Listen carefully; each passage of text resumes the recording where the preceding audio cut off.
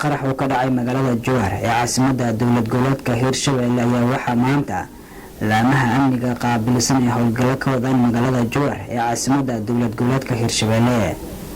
qodobkan waxaana faahfaahinaya wariyaha Ibrahim Maxamed Xasan Ibrahim Jamuni.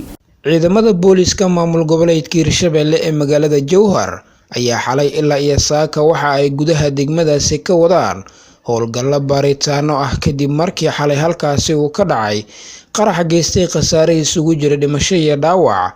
qaraxani oo ahaa miino nooca dhulka lagu aaso ayaa waxa ku dhintay hal ruux waxaana ku dhaawacmay 5 ruux oo uu ka mid yahay xildhibaan ka tirsan baarlamaanka Hirshabelle oo lagu magacaabo Sakariya Muumin Hilowle. ciidamada ayaa waxa ay sheegeen in howlgalkoodu uu ku qotomo baadi goob ay ugu jiraan dadkii ka dambeeyay qaraxaasi isla markaana miinada ku aasay goob xilliyada qaar ay isugu imaan jireen dadka isugu jira shacab iyo madax intuba. ciidamada ayaa waxa goobjoogayaal ay sheegeen in howlgalka ay ka sameeyeen agagaarka xaafadaha ku dhow halka qaraxa uu ka dhacay oo ah inta u dhaxaysa garoonka kubadda cagta Jowhar ee Shongale iyo boosteejada laga raaco gawaarida soo aada magaalada Muqdisho isla markaana lagu qabtay dad aad u fara badan.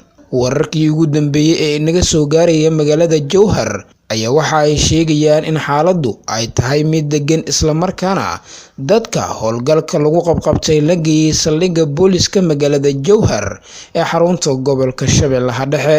Ibrahim Maxamed Xasan Ibrahim Jamuni, Radio Wadani TV.